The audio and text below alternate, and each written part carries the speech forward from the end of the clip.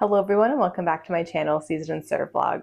My name is Melissa and today we are back with another video in my cookbook series, and today we're going to be talking all about the writing and editing process and how to write a manuscript to get it ready for a manuscript submission. If you've been following along, you will know that this is the third video in my cookbook series, and in previous episodes I talked about everything from conceptualizing a cookbook to how to plan and research and organize a cookbook. If you missed any of those previous episodes, make sure to go back and watch those later. But for now, let's dive in to my tips for writing and editing and submitting a manuscript for a cookbook.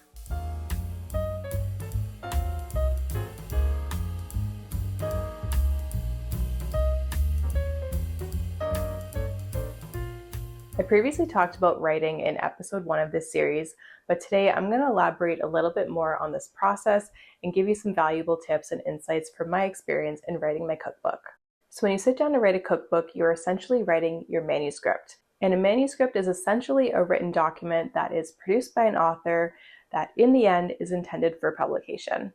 And the overall purpose of writing a manuscript is to get all your information into one document in a very clear, concise, and organized way. And in the end, the publisher or self-publishing company that you're working with will be able to take this information and transform it into a cookbook. Now, in terms of the tools that you need to write a manuscript, you will need a computer as well as a word processing software such as Microsoft Word.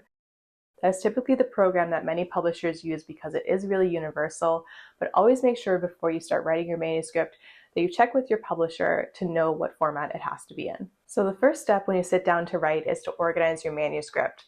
So begin by outlining the chapters, the subsections, and all the recipes that will be included within. And if you want more guidance on how to organize this, make sure you go back and watch episode 2 of this series, and I'll give you some tips and tricks and some really good tools to use to organize your cookbook.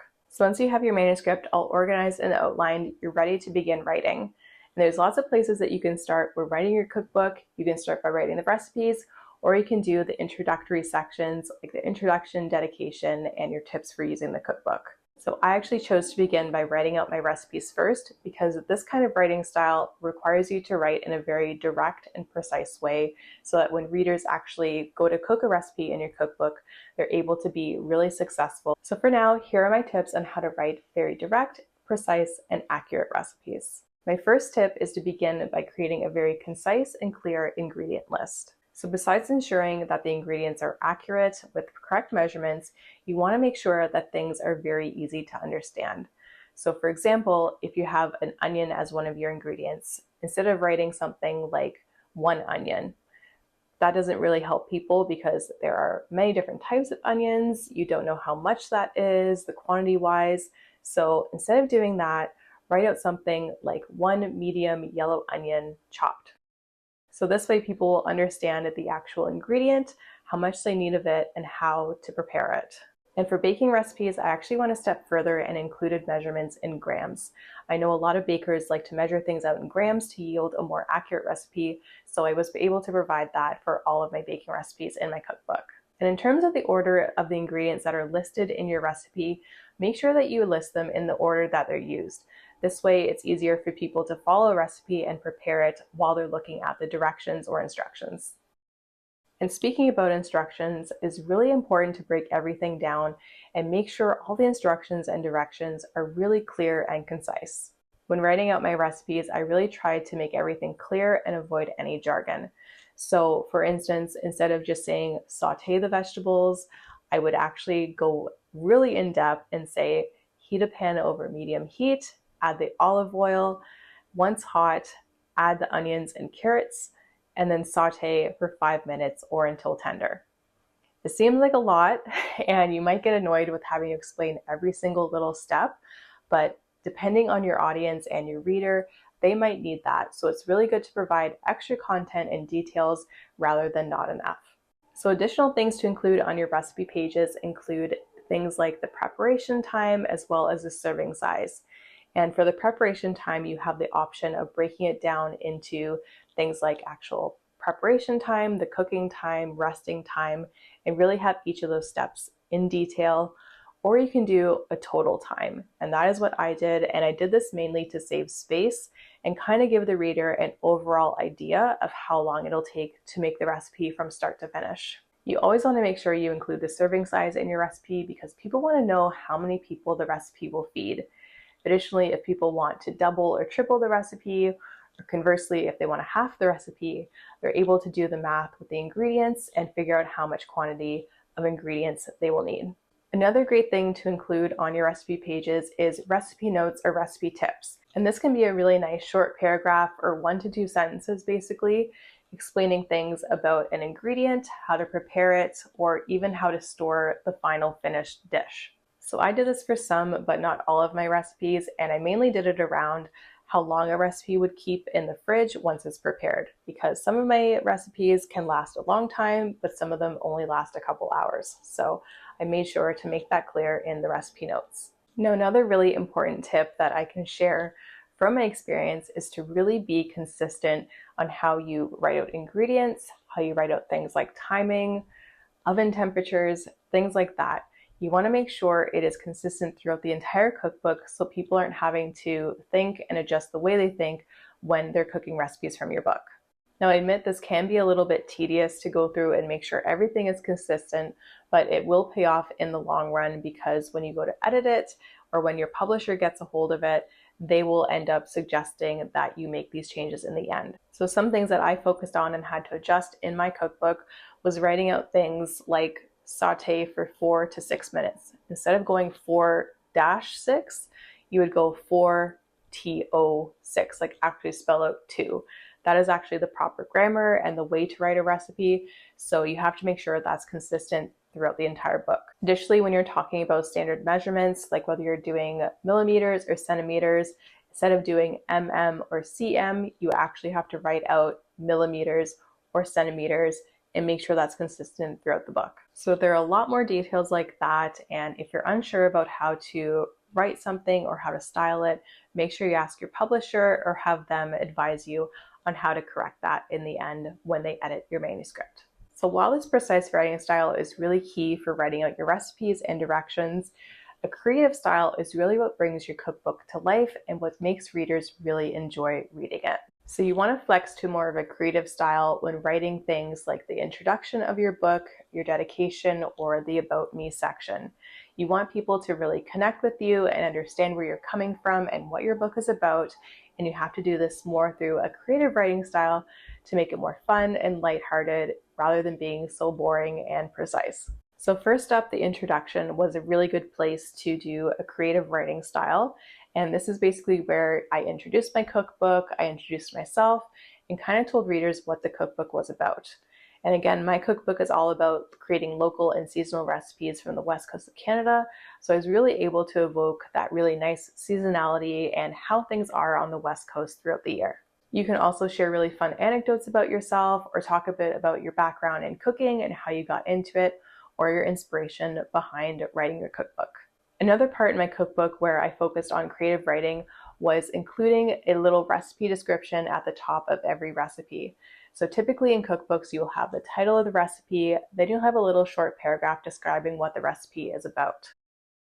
So in this paragraph, you can discuss things like the ingredients and why you're using the ingredients in the recipe. You can talk about the flavors of the dish, or you can even talk about the background of the dish and what inspired you to make it. Or things like if it's a family recipe, you can mention that there too.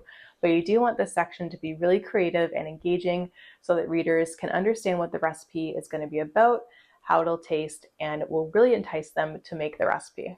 So again, for me, in each of the recipes that I wrote and having that little paragraph, I kind of talked about the seasonal ingredients that I was cooking with and how you're able to prepare that and how it'll taste in a seasonal context. So you can kind of tie it back into your overall theme or the purpose of your cookbook. So writing a cookbook is a really big project, and when you actually sit down to write it, you may get overwhelmed with the amount of work that is involved. So what I did to help myself was to set a writing schedule. So I would basically say I wanted to complete 5 recipes a week, and I would either sit down every night and do 1 recipe for an hour, or I'd work 1 day a week for maybe like 5 hours and get all those 5 recipes done. It's really up to you how you want to plan and schedule things based on your schedule and your timelines, but I would say setting a schedule is really important so that your project isn't just going on forever. You want to set a start and an end date, a rough start and end date at least, so that you can understand when your book will be completed by. And it's really important too, when you set a schedule, unless you're actually having to submit a manuscript to a publisher by a certain date, obviously if that's the situation, work to that timeline as best as you can.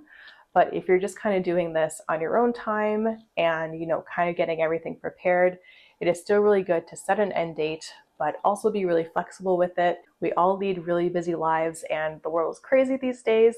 So, giving yourself a break if you don't meet the deadline is totally fine. It is not the end of the world and everything will be okay. So always remember that.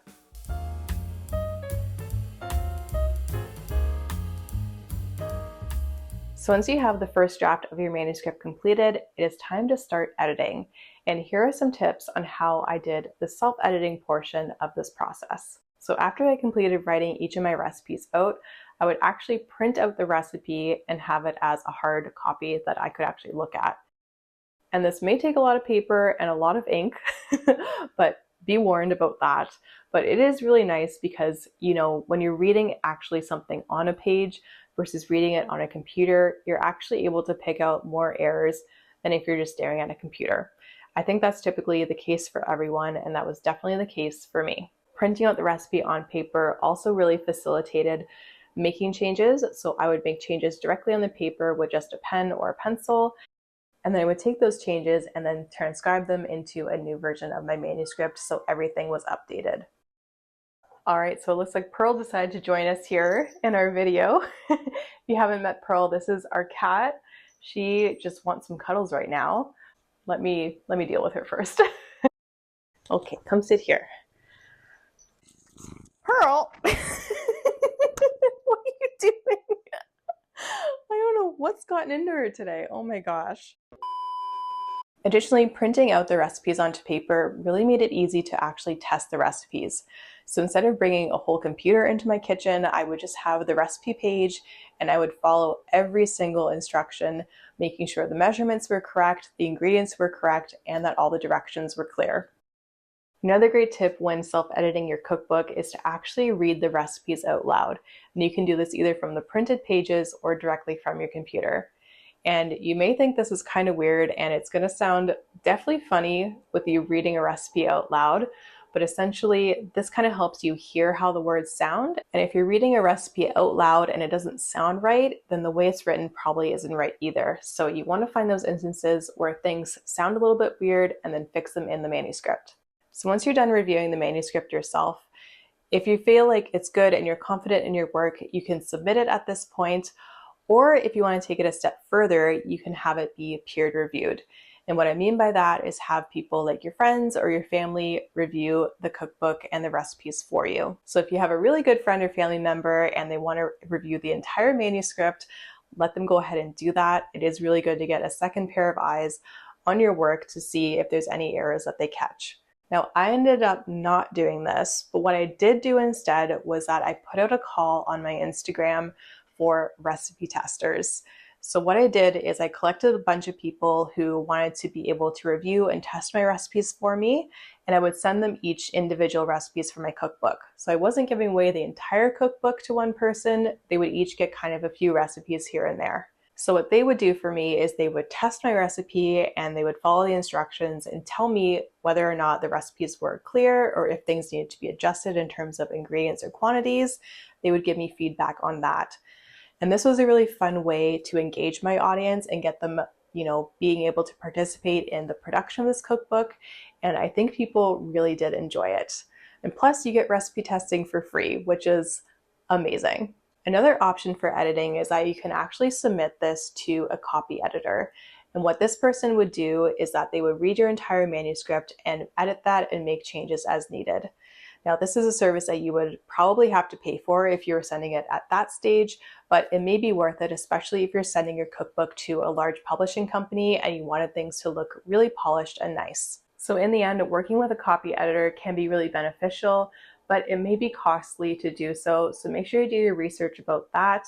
Or if you're working with a publishing company or a self-publishing company, do your research to understand if and when your work will be copy edited in the process.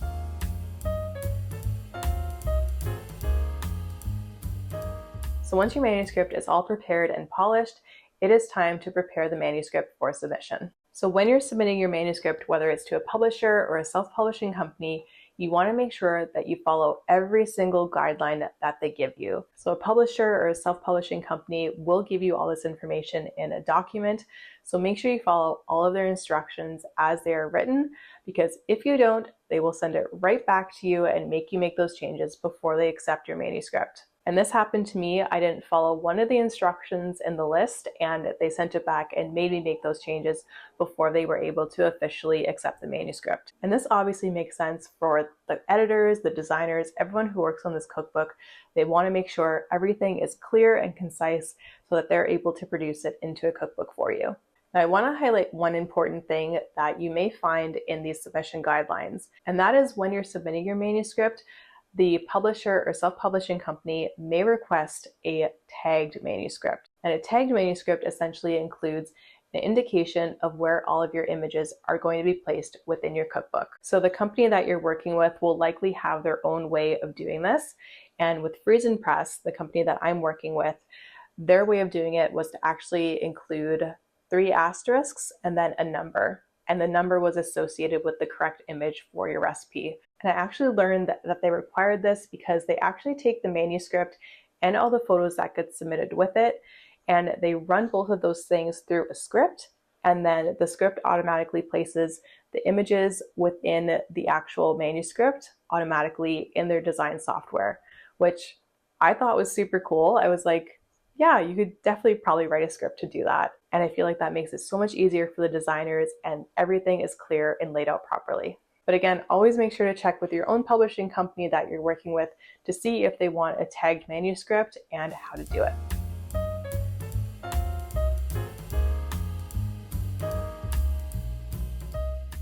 Now that the manuscript has been written, edited, and follows all the submission guidelines, you are now officially ready to submit. And this is a huge milestone to celebrate when you're writing a cookbook or any other kind of book, really, because you put so much work into writing and developing the manuscript, and now it's at a stage where it's ready to be passed on to the company to work on the design, the layout, and getting everything formatted to make your book come to life. So here's some footage of me reaching that milestone and submitting my manuscript.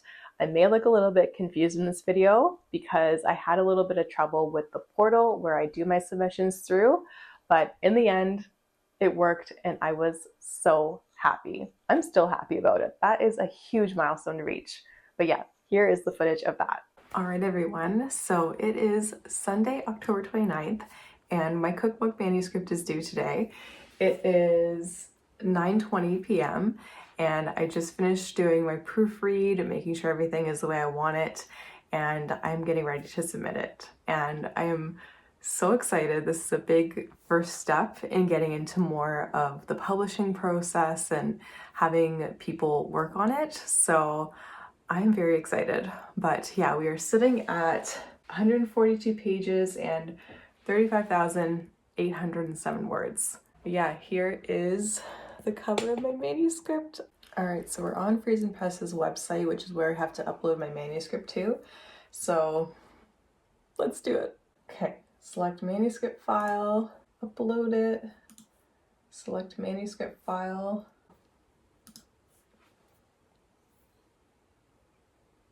Submitted, yay! All right, so I was a little confused there. I thought like everything was done, but I didn't actually submit anything. So let's upload this file again. Oh, I understand what happened here. Okay, let's try that again. Open, and then start upload. Oh my gosh, complete. So it looks like it's in their system, so it means it's submitted. Oh my gosh, I can't believe it. See, it says in the file manager, in the sent, I actually sent it twice. Look at that, all sent. Just that they have it twice, it's good. But oh my gosh, it is done. This is like how I felt when I submitted my master's thesis, but somehow I feel more accomplished with this. Crazy, but how am I gonna sleep tonight? This is so exciting. Oh my god. Oh my god, I'm gonna cry. No, I'm not gonna cry. I'll cry when it's done and I can hold the book in my hands, and then you're gonna see me just but I'm so happy. Oh my gosh. So that is it for today's video. I hope you enjoyed watching that footage of me submitting my manuscript, and I hope you got a lot of really great tips on how to write and edit a manuscript for your cookbook. So make sure you subscribe to my channel, because in the next episode of this cookbook series, I'm going to be talking about all of the elements of photography and styling. So I'll be showing you how I prepare my recipes, how I set up all my photography equipment, how I style the photo, how I take the photo, and even how I edit the photo, which is huge. It is going to be a really, really good episode, and I hope you subscribed and stay tuned for that.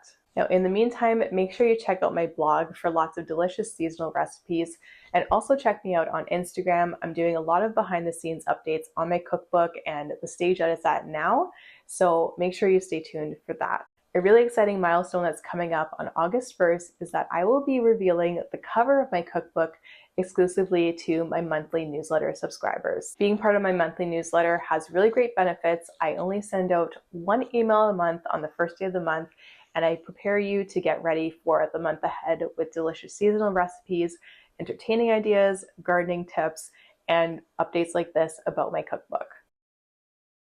I also do some fun Pearl updates in my newsletter as well every month. So if you thought she was adorable and super cute, make sure that you subscribe to my monthly newsletter, and I will leave the link to that in the description below. So if you do sign up, make sure you check your email on August 1st to see the exclusive cover reveal for my cookbook. You do not want to miss it.